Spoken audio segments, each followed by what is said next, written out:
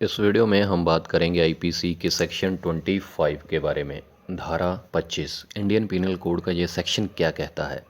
इस सेक्शन में बताया गया है फ्रॉडुलेंटली के बारे में।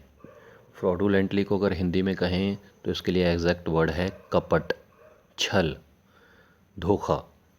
तो फ्रॉडुलेंटली को इसमें डिफ़ाइन किया गया है। हालांकि इसकी जो डेफिनेशन है उसमें अच्छे से पता नहीं चलता है, लेकिन मैं फिर भी आपको एग्जांपल देके, उदाहरण देके एक एक वर्ड क्लियर करूंगा, जिससे आपको क्लियर हो जाएगा कि फ्रॉडुलेंटली का मतलब क्या होता है। सबसे पहले देख लेते हैं कि आईपीसी के अंदर इसकी जो डेफिनेशन है वो किस तरीके से दी गई है। A person is said to do a thing fraudulently, कि किसी पर्सन, कोई अगर काम करता है तो कब कहा जाएगा कि उसने फ्रॉडुलेंटली तरीके से काम किया है, मतलब छल से ये काम किया है, कपट से काम किया है। If he does that thing with the intent, अगर उसका इरादा था, इंटेंशन थी to defraud but not otherwise, कि किसी को कपट, किसी के साथ कपट करने का उसका इरादा था, इस तरीके से उसने कोई काम किया है, छल करने का कोई इरादा था, कुल मिलाकर उसको धोखा देने का इरादा था। तो फ्रॉडुलेंटली है क्या, कपट होता क्या है। देखिए पिछले, अगर आपने इस चैनल पर पिछला सेक्शन देखा होगा, वीडियो 24 आईपीसी का सेक्शन अगर नहीं देखा है तो प्लीज़ देख लीजिए, उससे और क्लियर हो जाएगा। उसमें 24 आईपीसी के सेक्शन में क्या बताया गया है, डिसऑनेस्टली के बारे में। डिसऑनेस्टली मतलब बेईमानी क्या होती है। तो बेईमानी, डिसऑनेस्टली और फ्रॉडुलेंटली में काफ़ी जो स्टूडेंट्स हैं वो कंफ्यूज हो जाते हैं। डिसऑनेस्टली के अंदर साफ तरीके से ये बताया गया है कि अगर किसी व्यक्ति को रॉन्गफुल लॉस होता है और या किसी व्यक्ति को रॉन्गफुल गेन होता है। रॉन्गफुल गेन मतलब उसमें कोई ना कोई प्रॉपर्टी ज़रूर जुड़ी होती है, कोई ना कोई सामान ज़रूर जुड़ा होता है, तो तब माना जाएगा कि किसी को रॉन्गफुल गेन हुआ है या रॉन्गफुल लॉस हुआ है। तो उसमें रॉन्गफुल गेन या रॉन्गफुल लॉस की बात होती है तब धोखा होता है। हालांकि डिसऑनेस्टली भी एक तरीके से धोखा ही हुआ और फ्रॉडुलेंटली भी एक तरीके से धोखा ही हुआ। तो दोनों में डिफरेंस क्या है। डिसऑनेस्टली के अंदर क्या होता है कि रॉन्गफुल गेन या रॉन्गफुल लॉस ज़रूर होता है, तभी उसको डिसऑनेस्टली माना जाएगा। और रॉन्गफुल लॉस और रॉन्गफुल गेन के अंदर क्या होता है, कोई ना कोई प्रॉपर्टी ज़रूर जुड़ी होती है, चाहे वो पैसा हो सकता है, कोई सामान हो सकता है, कुछ भी हो सकता है। लेकिन फ्रॉडुलेंटली के अंदर रॉन्गफुल गेन या रॉन्गफुल लॉस होना ज़रूरी नहीं है। वो हो भी सकता है, ना भी हो तो भी वो फ्रॉडुलेंटली हो सकता है। एग्जांपल देके आपको मैं क्लियर करूँगा, जैसे कि, लेकिन सबसे पहले इसमें ख़ास बात ये याद रखिएगा कि इसमें किसी न किसी की इंजरी ज़रूर होती है। इंजरी का मतलब यहाँ पर चोट लगने से नहीं है, इंजरी का मतलब यहाँ पर है कि कोई ना कोई किसी तरीके से नुकसान ज़रूर होता है किसी न किसी का, तब फ्रॉडुलेंटली माना जाता है।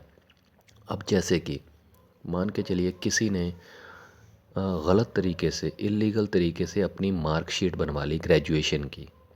तो ग्रेजुएशन की मार्कशीट बनवा ली, हालांकि उसने, एग्जाम्पल के तौर पे ले रहे हैं कि उसने किसी कॉलेज में एडमिशन लेना है, यहाँ पर 90% मार्क्स चाहिए कम से कम ग्रेजुएशन के अंदर, तभी आगे मास्टर डिग्री में उसको एडमिशन मिलेगा।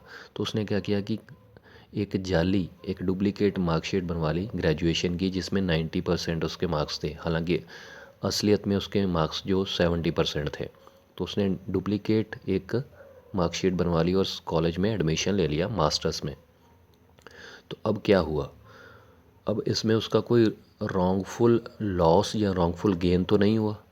अगर रॉन्गफुल लॉस या रॉन्गफुल गेन होता है तो उसमें कुछ ना कुछ प्रॉपर्टी ज़रूर जुड़ी होती है, इसमें कुछ प्रॉपर्टी नहीं जुड़ी है, लेकिन तब वो डिसऑनेस्टली माना जाता। अब इसको फ्रॉडुलेंटली बोला जाएगा। क्यों बोला जाएगा, देखिए मैंने ऑलरेडी आपको बताया कि इंजरी जुड़ी होती है, कोई ना कोई नुकसान जुड़ा होता है।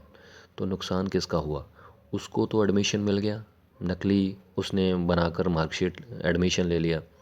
नुकसान उसका हुआ जो, जिस स्टूडेंट के वाकई में 90% थे, लेकिन उसको उसकी वजह के कारण वहाँ पर एडमिशन नहीं मिला, क्योंकि उसने उससे ज़्यादा मार्क्स दिखा के, जाली तरीके से, गलत तरीके से मार्कशीट बनवा कर उसकी सीट की जगह उसने अपनी सीट ले ली।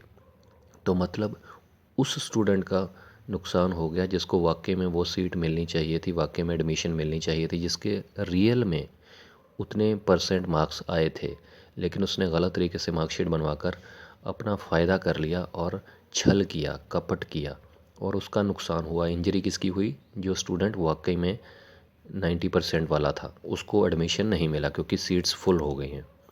तो यहाँ पर आपको क्लियर हो गया होगा कि इंजरी ज़रूर जुड़ी होती है फ्रॉडुलेंटली में, लेकिन रॉन्गफुल गेन या रॉन्गफुल लॉस का होना ज़रूरी नहीं है। इसके अंदर कोई प्रॉपर्टी का होना ज़रूरी नहीं है। इसमें ख़ास बात एक और होती है फ्रॉडुलेंटली के अंदर, छल में, कपट में, कि कोई ना कोई सीक्रेट भी जुड़ा होता है। फ्रॉडुलेंटली को चेक करने के लिए आपने हमेशा ये जो आपके सामने वाक़या होता है, हमेशा आपने ये देखना है कि अगर इसको सच बताया गया होता, इससे कुछ छुपाया ना गया होता, तो वाकई में ये इंसान वो काम करता या नहीं। एग्ज़ाम्पल से समझाऊंगा तो आपको क्लियर होगा कि मैं क्या कह रहा हूँ।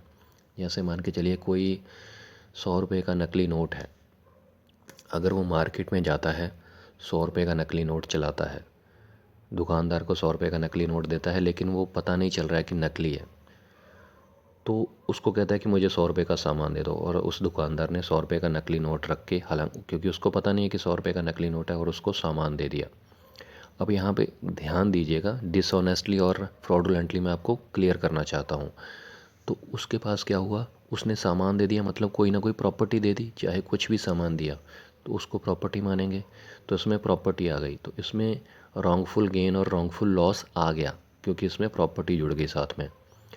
तो रॉन्गफुल गेन किसका हुआ, आपका, क्योंकि आपने गलत तरीके से जाली नोट चलाया, और रॉन्गफुल मीन से आपने कुछ ना कुछ अपना गेन कर लिया, उसको रॉन्गफुल गेन कहते हैं। आपके पास कुछ ना कुछ तो सामान आ गया, 100 रुपये का कुछ तो सामान लिया आपने, चाहे कुछ भी लिया, बिस्किट्स लिए या कुछ भी लिया, तेल लिया, जो भी लेना है आपने, अपने घर का सामान ले लिया। तो रॉन्गफुल गेन किसका हुआ, आपका हो गया। और रॉन्गफुल लॉस किसका हुआ, उस शॉपकीपर का हुआ जिसने जाली नोट असली समझकर चला लिया। तो इसको डिसऑनेस्टली बोलेंगे, इसको फ्रॉडुलेंटली नहीं बोलेंगे, क्योंकि ये डिसऑनेस्टली है। लेकिन ये साथ में फ्रॉडुलेंटली भी बन जाता है। फ्रॉडुलेंटली कैसे बनता है, देखिए कुछ जगह पर ये फ्रॉडुलेंटली और डिसऑनेस्टली साथ में जुड़े हुए होते हैं। अब इसमें साथ में सीक्रेट भी जुड़ा हुआ है। सीक्रेट कैसे जुड़ा हुआ है कि अगर उस शॉपकीपर को आप ये बता देते कि ये नकली नोट है 100 रुपये का, तो क्या वो उस 100 रुपये का सामान देता, नहीं देता, एक चीज़ भी ना देता, क्योंकि उसको पता है कि ये नकली नोट है। लेकिन आपने उससे क्या छुपाया। तो फ्रॉडुलेंटली को चेक करने के लिए सबसे बड़ी बात यही चेक करनी होती है कि अगर उसको उससे कुछ छुपाया ना गया होता, तो क्या वाकई में वह सामने वाला इंसान फिर भी वही काम करता जो उसने अभी किया है। तो फ्रॉडुलेंटली इसलिए माना जाएगा इसको, क्योंकि उससे छुपाया गया कि ये नकली नोट है, और उसने सामान भी दे दिया। तो ये फ्रॉडुलेंटली भी है और डिसऑनेस्टली भी है, बेईमानी भी है और कपट भी है। और देखिए फ्रॉडुलेंटली को सिंपल मैं आपको समझा देता हूँ कि फ्रॉडुलेंटली के अंदर दो चीज़ें ज़रूर होंगी। एक तो इसमें कोई ना कोई सीक्रेट होगा, मतलब कुछ ना कुछ छुपाया होता है किसी ने सामने वाले व्यक्ति से जिसके साथ कपट किया जाता है, कुछ ना कुछ सीक्रेट रखा जाता है। दूसरी बात, इसके अंदर कोई ना कोई इंजरी ज़रूर होती है, कोई ना कोई नुकसान होता है सामने वाले व्यक्ति का, तब उसको बोला जाएगा कपट, छल, फ्रॉडुलेंटली। और डिसऑनेस्टली जो बेईमानी है, उसके अंदर रॉन्गफुल लॉस या रॉन्गफुल गेन होता है, जिसमें कोई ना कोई सामान जुड़ा होता है, कोई ना कोई प्रॉपर्टी जुड़ी होती है। ये मेन डिफरेंस है इनमें। तो मुझे लगता है मैंने क्लियर कर दिया है आपको। अगर फिर भी कोई कन्फ्यूजन रह गई हो फ्रॉडुलेंटली के बारे में या डिसऑनेस्टली के बारे में, तो आप कमेंट कर सकते हैं। और लॉ से रिलेटेड अगर कोई और भी जानकारी चाहिए तो भी आप कमेंट कर सकते हैं। यह वीडियो आपको कैसी लगी इसके बारे में आप ज़रूर बताइएगा, और चैनल सब्सक्राइब ज़रूर कर लीजिएगा, क्योंकि पूरे आईपीसी के अंदर 511 धाराएं हैं, 511 आईपीसी के सेक्शन हैं, सारे के सारे इसी तरीके से सिंपल लैंग्वेज में कवर किए जाएंगे इस चैनल पर। तो अगर आप लॉ के स्टूडेंट हैं, लॉ में इंटरेस्टेड हैं, या किसी आप प्रिपेयर कर रहे हैं किसी चीज़ के लिए, किसी एग्ज़ाम के लिए, तो ये चैनल आप ही के लिए है। तो चैनल सब्सक्राइब कीजिएगा, कमेंट ज़रूर कीजिएगा वीडियो आपको कैसी लगी, और लॉ से रिलेटेड कोई और भी जानकारी चाहिए तो भी कमेंट कीजिएगा। शुक्रिया ये वीडियो देखने के लिए, धन्यवाद।